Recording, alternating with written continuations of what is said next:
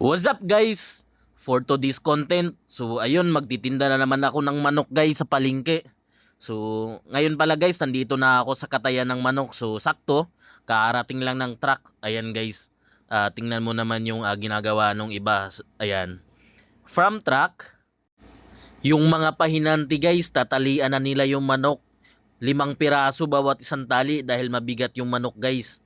So yung timbang pala nung manok na yan guys, bawat isa ay lumalagpas ng 2 kilo yan. So ayan guys, yan yung good size ng manok.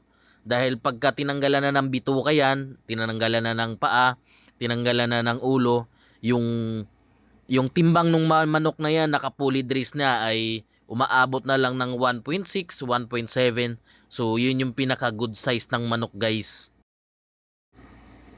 So ayun guys, yung pahinanti na yan, bit-bit na yung manok, 20 peraso. So kabilaan 10-10. So medyo mabigat yan guys, siguro nasa 40 kilos yan.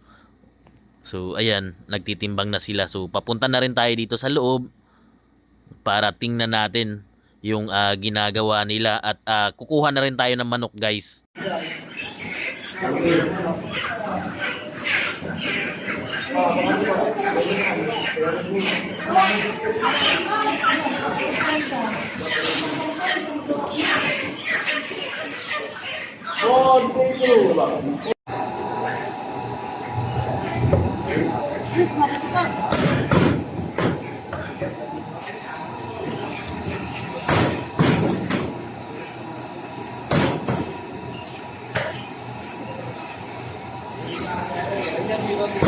Kaya hati daw yan.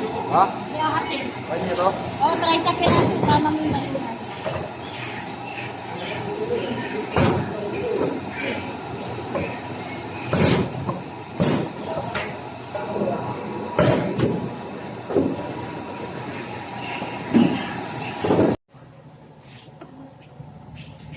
Patid lang ako pre.